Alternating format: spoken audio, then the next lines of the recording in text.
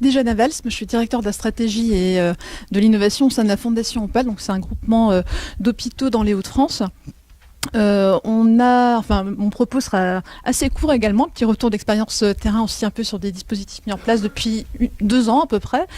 J'ai monté avec le directeur général une business unit en fait vraiment dans l'hôpital qui est dédiée à l'innovation verte et qui fonctionne en mode living lab quoi. Et c'est la rencontre avec Robert qui a fait qu'on s'est rendu compte que ça s'appelait un peu comme ça, en tout cas qu'on appartenait un peu à cette communauté qui nous réunit aujourd'hui. Alors c'est moi qui bouge les diapos, pardon. Donc rapidement, je ne vais pas parler de la fondation, mais on a un opérateur vraiment qui existe depuis près de 100 ans dans les Hauts-de-France. On a 14 implantations géographiques sur le front de mer, Côte d'Opale, 3/4 d'activité, et sur le bassin minier aussi, Arras, Fouquier et Lille, pour ceux qui connaissent un peu en région. On est le plus gros opérateur en volume d'activité en rééducation au niveau national aussi. Voilà. Mon propos se structure en 2 temps, très simplement. Un petit retour d'expérience tout d'abord sur les 4 points structurants lors de la création du lab. Qu'est-ce qui a été vraiment très structurant pour nous depuis 2 ans au lancement de cette unité. Parce que c'est quand même quelque chose de très expérimental que de parler de ça au niveau d'un hôpital. Je pense que pour vous aussi c'est pareil depuis quelques temps. Et puis aussi de vous faire un petit retour sur ce qu'on a pu mettre en place comme dispositif d'animation, d'innovation collaborative à destination de 3 communautés qu'on implique en gros dans le processus d'innovation au sein de la Fondation. Alors tout d'abord les 4 points structurants du lab. Le premier, et on l'a déjà un peu dit dans les propos précédents, et c'était vraiment très important au démarrage, c'était d'avoir une vision très large, une définition très large de ce qu'était l'innovation au sein de la Fondation. On n'était pas que dans l'innovation de service ou de l'innovation de produits, ou focalisé que sur le produit ou le service, peu importe, mais aussi dans le management, dans la culture d'entreprise, pour servir notre projet de transformation en interne, et être davantage centré et orienté dans la prise en charge orientée client. Et puis l'objectif était aussi d'explorer de nouveaux usages et aussi d'organiser, une veille plus organisée, plus systématisée, plus institutionnalisée aussi des innovations technologiques qui avaient un effet très important, très impactant pour nos métiers, surtout notamment en rééducation. Pour nous, on a vraiment mis un accent là-dessus. Et puis bien évidemment, l'intelligence collective, apprendre à travailler différemment ensemble, proposer aux gens de collaborer davantage, plus de transversalité, innover aussi dans les dispositifs d'animation tant en interne qu'en externe. Et puis l'innovation collaborative, c'est avec nos salariés, mais c'est surtout aussi s'ouvrir avec nos partenaires externes. Et ça, c'est un point d'ancrage que je développerai un petit peu plus tard. Le deuxième point structurant pour nous, ça a été vraiment le meaning, quoi, vraiment le sens qu'on donnait à cela. C'est-à-dire que, alors c'était pas celle-là, pardon, c'était celle-ci d'abord. Dès la création du lab, on a clairement dit que la première chose déjà, avant même de parler d'innovation, l'objectif pour nous c'était de progresser sur notre métier. On était dans une démarche aussi d'amélioration continue. Et l'enjeu pour nous, c'était vraiment d'améliorer tout d'abord l'expérience du patient dans son parcours, aussi bien intra-hospitalier qu'extra-hospitalier, puisque notre métier n'est pas uniquement de réparer, mais aussi d'accompagner le patient dans son parcours de soins, de vie. Et puis il y a des allers-retours, on a des files actives de patients sur des pathologies chroniques qui ne viennent pas que ponctuellement dans nos institutions. L'objectif était aussi de soutenir notre plan de transformation. On a un gros plan de transformation en interne, tant en matière d'efficience médico-économique, en termes de culture client, en termes d'accès assez commun, j'allais dire, pour des structures qui nous ressemblent à l'échelle nationale, mais il fallait impliquer les professionnels de santé aussi dans ces dynamiques-là, mais également nos partenaires externes. L'objet était bien évidemment d'accélérer la dynamique d'innovation, c'est l'objet d'un laboratoire d'innovation et d'un Living Lab. Et puis un point très important qu'on affichait dès le départ, il y a 2 ans, ça a été les bénéfices entre guillemets secondaires de cette démarche-là, ça a été de se dire, voilà, on a des métiers en tension, en termes de recrutement aussi, il faut travailler sur la qualité de vie au travail, c'est des occasions de se ressourcer, de sortir de son quotidien pour les équipes, mettons en place des dispositifs qui permettent à nos professionnels de santé, dans des métiers où on est dans un management quand même un peu top-down, on est quand même peut-être dans le guidon, plutôt là pour le patient que pour penser les démarches un peu innovantes. Voilà. Donc ça a été quand même quelque chose de très très fort en affichage, en interne. Alors je suis anciennement DRH, donc je pense que j'y étais un tout petit peu pour quelque chose quand même au démarrage. Voilà. Mais j'ai été entendue et suivie par mon patron et mon conseil d'administration. Dans le donner sens, deuxième diapo qui va avec, on a aussi identifié des domaines d'innovation, des opportunités d'innovation très stratégiques pour nous et qui font sens par rapport à ce qu'est mon métier. En fait, à la Fondation, c'est en fait tout ce qui est e-santé et thérapie digitale, parce que c'est très très important sur notre métier source, qui est notamment la rééducation. L'habitat et le maintien à domicile, parce qu'on répare, on rééduque et on accompagne jusqu'au maintien et au retour à domicile nos usagers et nos aidants. Donc il y a... Ça va de la médecine à plein d'autres choses, mais en fait, on est vraiment dans une approche très très globale de la vision des besoins de l'usager dans et hors l'hôpital. Tout ce qui est autour de la mobilité, tant dans les dispositifs médicaux, dans l'intra-hospitalier, que dans l'organisation avec les acteurs du territoire pour rendre notre usager mobile. Ça peut être de tout ordre. Tout ce qui est le retour à l'emploi. Et puis, parce qu'on suit pratiquement 3000 clients à l'année, c'est énorme. Dans le retour à l'emploi sur des durées de 2 à 3 ans de temps en temps avec nos chargés d'insertion. L'expérience patient, j'en parlais tout à l'heure, et puis quand même, je vous parlais du plan de transformation de la maison, c'est aussi, entre autres, de travailler sur l'efficience opérationnelle, et donc là, il faut aussi chercher dans l'écosystème des boîtes qui arrivent à nous challenger pour faire des économies. Il s'agit de la soutenabilité de nos systèmes de santé, et ça ne peut pas sortir de la scope d'un pôle d'innovation dans un établissement comme le nôtre. Troisième axe structurant, la co-construction, et on l'a déjà dit plus ou moins un peu de la même façon à plusieurs aujourd'hui, d'un cadre pour penser un peu hors du cadre, quoi. Alors, 4 points de fond. D'abord, tout en haut à gauche, le casting de l'équipe. Ça a été le démarrage. Il y a moi, mais pas en temps plein. Et puis, 7-8 personnes vraiment qui étaient noyaux socle, qu'il a fallu vraiment identifier. 2 médecins, un ingénieur, 2 ergothérapeutes, un kiné, et le directeur système d'information et usage. Sa fonction a changé depuis 2 ans. Usage. Et il y a 2 chefs de projet usage dans la DSI, vraiment dédiés aussi à ce genre de choses-là. Et puis, une équipe qui s'est autodéclarée Copakawa, comité de partage, valorisation, action, et qui est en fait très agile, autonome, qui fait ce qu'elle veut.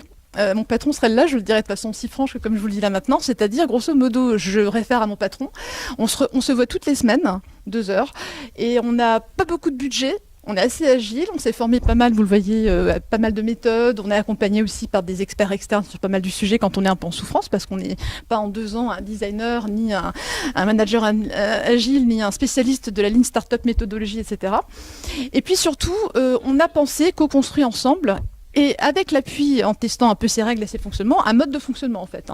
Alors, des consultations, par exemple, de la mise en place d'un certain nombre de dispositifs pour remonter des idées, une animation via la plateforme web d'un certain nombre de dispositifs pour impliquer nos salariés, mais vous le verrez aussi, notre écosystème d'acteurs. Et puis surtout, et ça c'était notre petit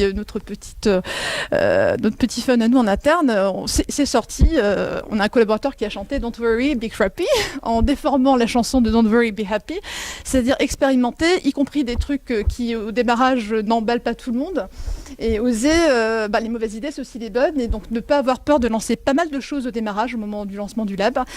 La logique de l'entonnoir, on lance plein de trucs. Bien sûr, il y a des critères de sélection, mais au final, l'objectif, c'est plus il y en a en amont, plus il y a de chances qu'il y ait quelque chose qui passe et que l'idée devienne vraiment un projet qui serve à quelque chose lié à l'institution et surtout à nos patients. 4e axe, le dernier de ma première partie d'intervention, c'est l'accent est mis surtout sur les personnes, l'humain, avant même les innovations. On peut être très compétent, on peut avoir plein d'envie, etc. Mais si le désir de mettre ses compétences à destination de l'institution n'est pas là, on ne va pas très loin. Donc, il faut stimuler, il faut mettre en place des dispositifs qui donnent envie, il faut instaurer un climat de confiance, il faut qu'il y ait des incentives à minima. Ça ne vient pas tout seul à l'hôpital. Il ne suffit pas juste de faire une déclaration comme ça d'intention, en tout cas, quand on veut impliquer les professionnels de santé. Donc, il faut faire confiance. Les usagers, vous le verrez, c'est aussi des changemakers pour chez nous. C'est vraiment des gens qui nous apportent énormément. Je vais vous expliquer comment. Et ça a été vraiment le socle qui a été réaffirmé en termes de projet associatif pour Opal.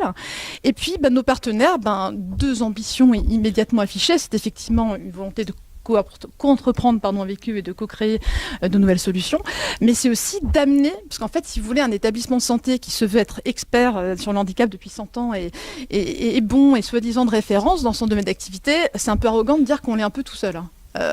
Pardon d'être un peu trivial, mais aujourd'hui, il faut intégrer dans nos protocoles cliniques tout le savoir académique le plus possible. Il faut être au courant de ce qui se passe en matière de recherche. Il faut de temps en temps avoir quelques petits rendez-vous et être en veille un peu sur ce qui sort sur le marché, même si on n'intègre pas toutes les innovations, mais avoir des gens qui viennent pitcher de temps en temps ce qui se fait bien, les tendances, même si on n'achète pas.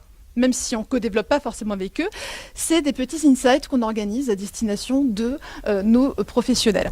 Progressivement, on a un petit calendrier depuis 1 an, là, qui est quasi mensuel, où on arrive de temps en temps à faire venir du monde de façon un peu organisée.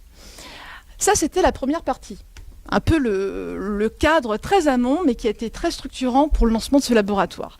Et puis ensuite, 3 diapos, sur les dispositifs qu'on a co-construits pour d'innovation collaborative, qu'on a co-construit avec la cellule, mais également avec les acteurs impliqués dans le laboratoire d'innovation pour animer l'animation au quotidien. Alors, je commence par l'usager parce que c'est le plus important et c'est là où on a fait un gros travail. Là, c'est le résultat, le fruit d'un investissement assez long qui a duré pratiquement 9 mois, pour ne pas dire 1 an. On s'est rendu compte en fait qu'on n'a que 30 000 usagers à l'année et qu'on a grosso modo dans notre ADN un peu une habitude de solliciter pas mal de patients, anciens usagers bénévolement, qui ont des fonctions assez incroyables dans la maison, qu'on a un peu découvert, mais ça se fait dans plein d'institutions, qui participent à des groupes qualité, qui travaillent ponctuellement des fois avec le service de communication sur un certain nombre de sujets, qui sont là parce qu'ils sont en hospitalisation et participent à des démos avec des fournisseurs sur des équipements nouveaux, des prototypes, etc., etc. Ça les occupe un peu pendant leur hospitalisation, quand ils n'ont que 3 heures de rééducation et que le reste de la journée, ils s'ennuient un peu ou passent un peu de temps au fumoir avec les copains dehors devant ou si c'est pas dans la chambre, donc c'est un peu la vraie vie, quoi, ça les occupe.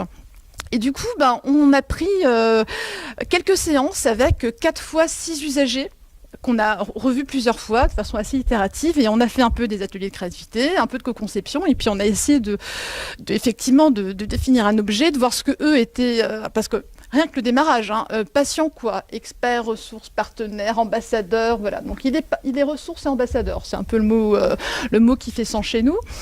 Il me reste 3 minutes, ouais, j'ai 2 dias. On a défini des règles ensemble sur ce que serait, en fait, grosso modo, c'est pour ça que je parle de démocratie organisationnelle, sur ce que serait, entre guillemets, la modalité de coopération, en fait, et d'implication d'usagers chez nous. Et en fait, on a une quasi-offre de service, si vous voulez, à destination de nos futurs usagers sortants, et fabriqués avec eux. Alors, au début, on était parti, c'est laboratoire d'innovation, donc c'est l'activité, le rôle qu'il peut assumer, c'est tout au long du process d'innovation, voilà, de l'amont à l'aval, pouvoir l'associer et faire un appel du pied quand on le souhaite sur les équipes et ateliers. Et au final, on a des auditeurs qualité formés. Il y en a 2. On a des gens qui interviennent beaucoup avec mon service de communication et qui sont des bénévoles qui travaillent énormément sur tout ce qui est support, brochure, information patient, parce que l'info, c'est aussi du soin.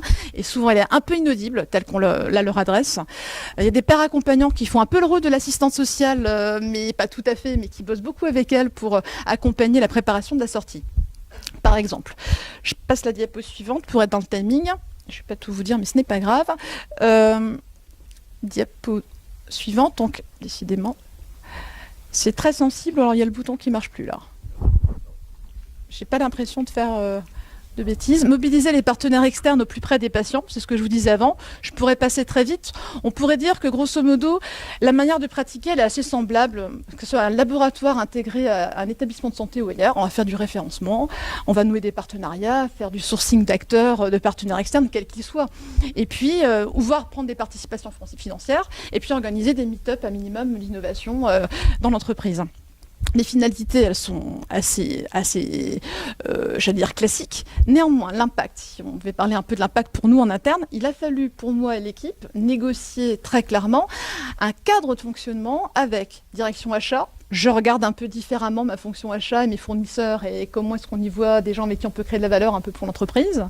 La DSI usage, qui est devenue directeur système d'information usage, restructuration de la direction des systèmes d'information. Mon directeur financier, qui quand on challenge une start-up pour co-développer un produit, qui va quand même évaluer un peu la santé financière de l'entreprise, donc il faut du temps dédié pour ça. Bref, un impact assez important sur pas mal de fonctions support qui du coup se sont vues attribuer un peu de tâches supplémentaires sur l'appui au lab. Et je ne vous parle pas de la direction juridique. Sur tout ce qui est propriété intellectuelle, je rejoins tout à l'heure monsieur, je peux vous dire que chez moi, c'était quelque chose qu'on avait complètement mésestimé en termes d'impact pour mes ressources en interne, mais surtout aussi en termes de prestats externes. Et enfin, dernière dia, j'en ai pour 30 secondes, je fais très vite, c'est plus classique. impliquer les salariés, c'est logique, c'est vrai, mais être vraiment à l'écoute et se laisser surprendre aussi par ce qu'ils nous remontent et ce qu'ils ont envie de travailler, c'est important. Donc je focaliserai sur deux choses.